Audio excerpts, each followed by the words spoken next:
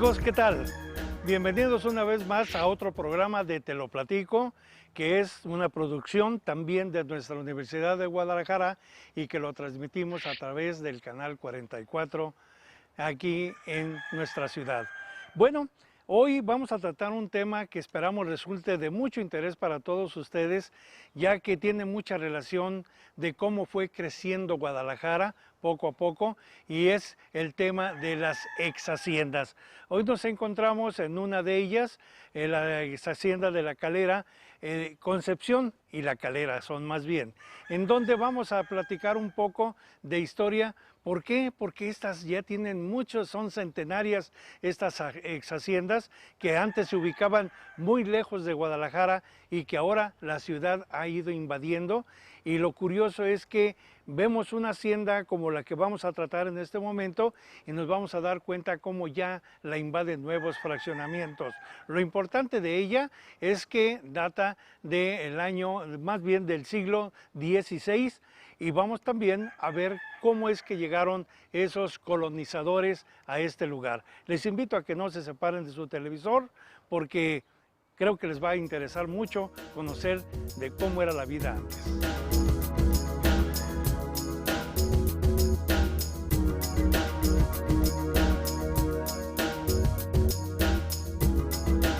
En este caso vamos a hablar en concreto de la hacienda La Concepción. Esta hacienda curiosamente ya está invadida por la ciudad de Guadalajara, que ha crecido, y nos asombra mucho ver alrededor de ella ya varios fraccionamientos, cantidades de gentes que hay ya situadas en este lugar, pero lo bueno es que los dueños, los propietarios han tratado de conservar lo más que pueden en ella. A finales del siglo XVI los españoles acamparon en grandes extensiones y en estas tierras. Esto era con el fin, según ellos, de poder organizar las tierras para producir con ello a la vez trabajo para muchas personas. Nos damos cuenta que una de las familias que estuvo el señor Diego Porres, quizá fue el hombre más acaudalado que pues en estos lugares, ya que en aquella ocasión, según se cuenta, contaba con más de 300,000 pesos en sus arcas. Era una cantidad realmente increíble para aquel tiempo.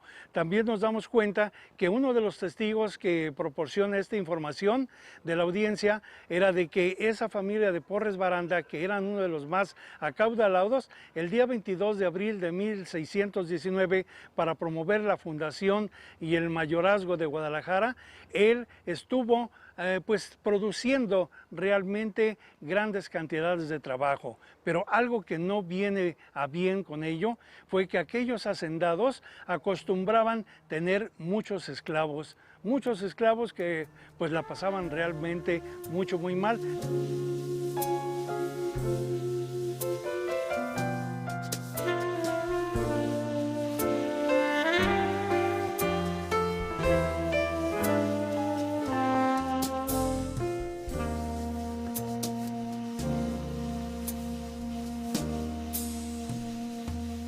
Ahora nos encontramos, como les había dicho, con el cronista de Tlajomulco de Zúñiga, nuestro amigo José Luis Rodríguez. José Luis, me da mucho gusto verte nuevamente. Igualmente, mucho gusto de estar contigo compartiendo este espacio y con tus televidentes también. Muchas gracias, José Luis. Pues mira, estamos haciendo un programa, como te habíamos comentado, relacionado con las ex haciendas, y quién mejor que tú, que tienes un conocimiento general de la importancia de todos estos edificios antiguos, que pues pudieron llegar aquí varios colonizadores, se ubicaron, las intenciones de unos de ellos eran muy buenas, otras no, etcétera. Pero yo quisiera que nos comentaras algo, sobre todo la importancia del por qué se hicieron estas haciendas. Bien, bueno, el crecimiento de la ciudad de Guadalajara, o sea, la Nueva España en aquel entonces, a mediados del siglo XVI, principios del XVII, demandaba mucho consumo agrícola y ganadero. Estas haciendas fueron las proveedoras de carne, de leche, de miel, de queso, de maíz, de trigo, de cebada, de todos esos productos que en la ciudad no se podían conseguir tan fácilmente. El valle de aquí de Tlajomulco fue una zona muy fértil, donde pudieron darse muy bien los grandes hatos de ganado. Inclusive hay una parte que nos habla que por ahí en el siglo XVII hasta 6,000 cabezas de ganado salían para abasto a la ciudad de Guadalajara de estas haciendas.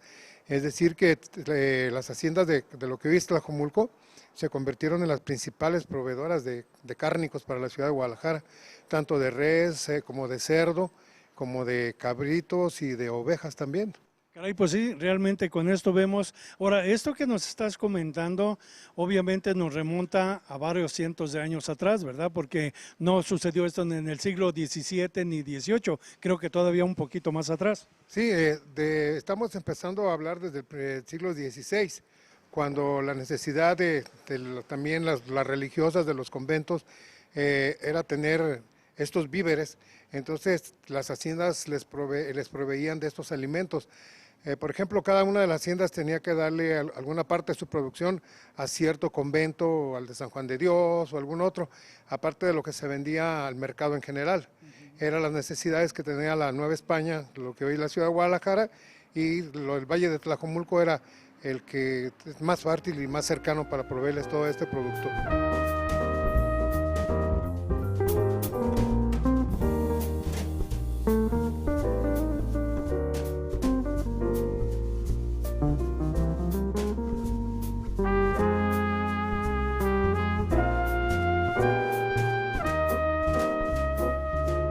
Esta hacienda tiene su propia capilla, pero según cuentan los dueños de la misma, y no nomás ellos, sino otras personas que lo han vivido supuestamente, dicen que hubo un monje que venía a este lugar, pero que en ocasiones no estaba de acuerdo con los dueños. Y este hombre, pues a veces se ponía a alegar, etcétera y todo. Y según cuentan, fue colgado en este ahuehuete que ven ustedes. Es un ahuehuete pues que tiene más de 400 años, porque lo dice el gran tronco que tiene. Desgraciadamente le llegó una plaga, aunque los dueños trataron de salvarlo por el valor ecológico que contiene un árbol de esta naturaleza, pues no lo pudieron salvar. Pero lo que sí cuentan las personas que a veces suelen meterse a esta hacienda, que en una de sus ramas pueden ver todavía en ciertas noches la silueta de ese monje que fue ahorcado. Otras personas cuentan que lo han visto por aquí, pasando, ¿verdad? Caminando por donde está el ganado, y salen corriendo, pues obviamente asustadas.